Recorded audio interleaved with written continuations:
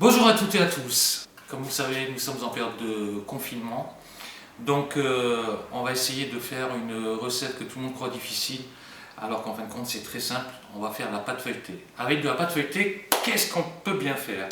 C'est simple, on va pouvoir faire ou des bouchées à la reine, ou des galettes des rois, ou voire même des chaussons aux pommes pour vos enfants.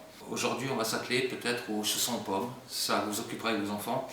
Et la pâte feuilletée, vous allez voir, c'est beaucoup plus simple qu'on vient de croire. Alors pour ça, il va vous falloir 300 g de farine bio, bien évidemment, 250 g de beurre doux, bio également, 150 g d'eau et 3 pincées de sel. Ou on le fait à la main, ou on prend un batteur tout simplement. On prend sa farine, on la verse dans le batteur.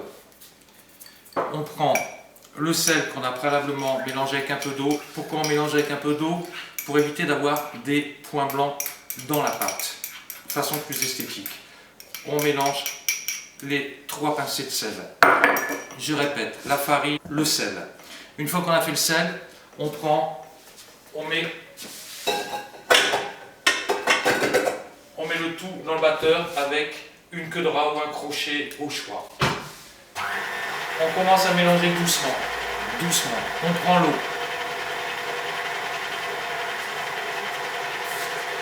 On verse délicatement. Selon le temps, il faudra plus ou moins d'eau. Si le temps est humide ou pas humide, voilà. L'eau elle est mise, peut-être faudra en rajouter, on verra bien. Voilà.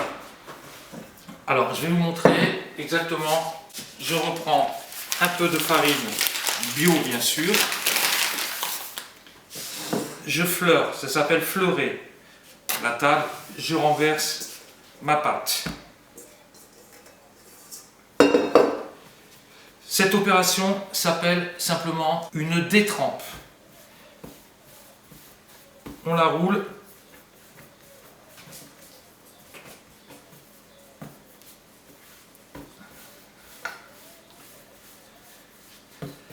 Voilà, la détrempe est finie. On prend le couteau, on fait juste une croix dessus. Et on la laisse reposer 5 minutes. Pendant ce temps-là, on va prendre un rouleau à pâtisserie. Si vous n'avez pas de rouleau à pâtisserie, prenez une bouteille, ça ira tout aussi bien.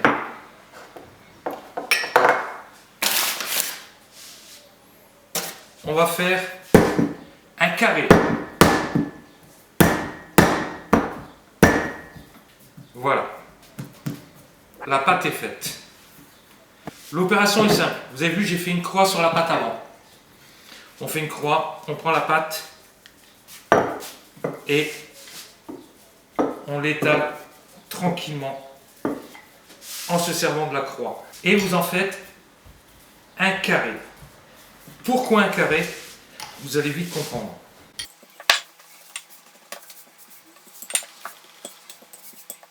Voilà. La pâte est bien en carré. Vous prenez votre beurre, vous le disposez comme ça, impératif, de biais au carré. On replie en portefeuille.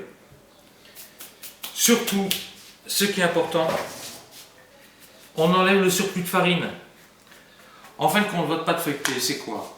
C'est de la pâte, du beurre, de la pâte, du beurre, de la pâte, du beurre. Et c'est l'eau qu'on a mis dans la pâte qui fait effet de vapeur et qui vous fait monter votre pâte. C'est pour ça que si jamais il y a de la farine au milieu, et bien votre farine elle va coller et votre pâte ne montera pas. Donc c'est le plus important, on enlève le surplus de farine à l'aide d'un pinceau, à l'aide d'une balayette, à l'aide de ce qu'on veut. Et on replie. Donc on prend d'abord le premier qui est en face de vous, on replie et on suit en tournant. On replie encore comme ça, voilà. On donne encore un petit coup de pinceau pour enlever le surplus de farine. On replie de nouveau. On replie encore un peu de nouveau. Et pour terminer, vous voyez, ça fait un gros pavé, un gros carré.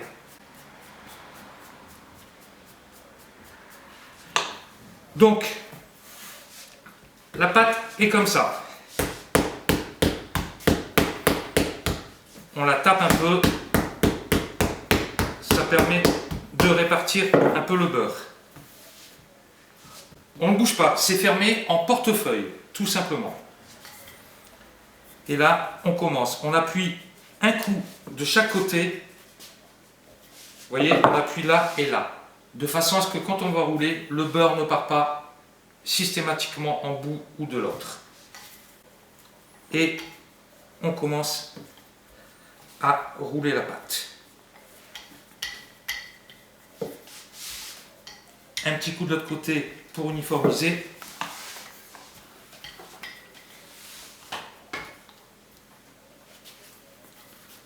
Elle va être belle cette pâte.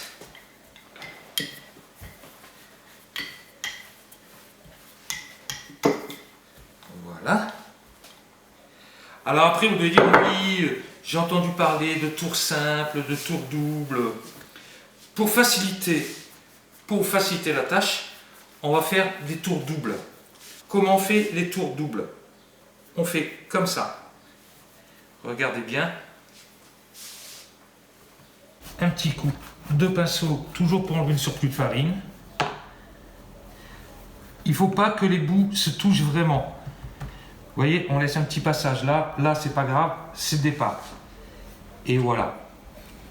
Là, à partir de ce moment-là, on fait un quart de tour. Là, votre pâte s'appelle un pâton. Hop.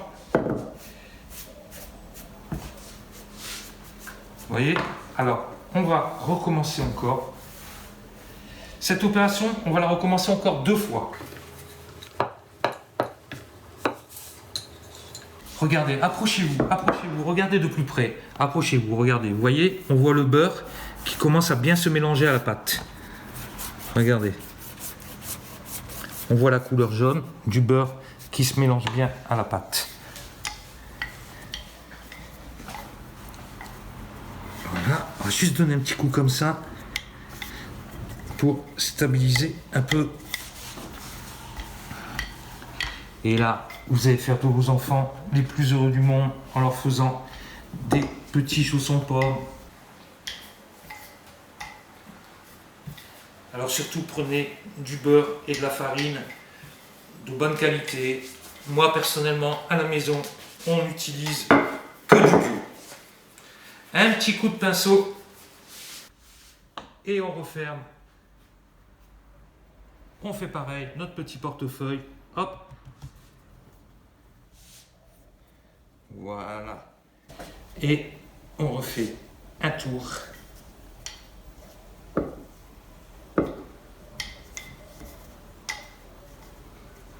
Alors là, ce qui est bien de faire, c'est de laisser reposer à peu près 10 minutes, un quart d'heure entre chaque tour. Et pour ne pas oublier combien vous en avez fait de tours, vous faites 2. J'ai fait 2 tours. J'ai fait marque de 2 avec mon doigt. Et on passe ça avec un linge humide. Et on se retrouve d'ici 10 minutes, un quart d'heure. Voilà, on se retrouve après 15 minutes de pause au réfrigérateur la pâte dans un linge humide, de façon à ce que le beurre refroidisse bien. On fleure de nouveau et on recommence l'opération 2 fois. Voilà. On étale la pâte, juste un peu de farine. On étale la pâte.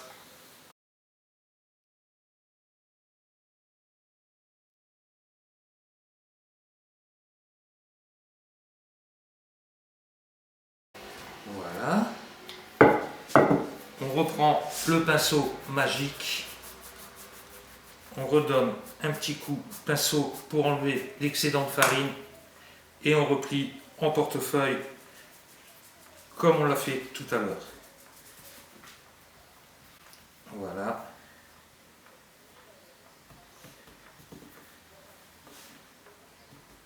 Voilà. On remet un petit coup là. Voilà. Et le dernier tour. Donc on répète l'opération 4 fois. On n'oublie pas de bien fleurer.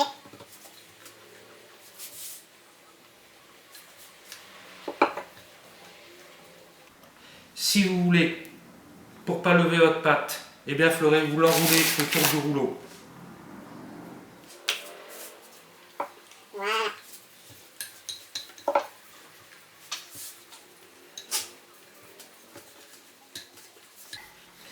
Et en donnant un coup de rouleau comme ça, de ce côté-là, ça va vous permettre aussi, si vous décidez de faire par exemple des bouchées à la reine, ça va permettre que les bouchées à la reine montent normalement et ne montent pas plus d'un côté que de l'autre. Elles vont bien monter de façon rectiligne. Ben voilà, dernier tour. Et l'opération est déjà terminée. Votre pâte feuilletée est faite. Un petit coup de pinceau magique, on ne l'oublie pas, pour enlever l'excédent de farine.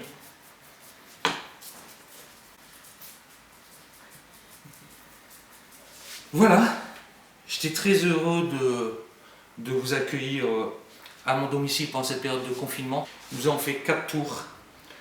À bientôt pour des nouvelles aventures. Et surtout, vous allez voir, dans la prochaine édition, je vous ferai des chaussons aux pommes. Le plus compliqué était de faire la pâte feuilletée. On me dit qu'il faut beaucoup de technique. Je vous ai prouvé par A plus B que c'était faux. Voilà, pâte feuilletée, mission accomplie. À très bientôt.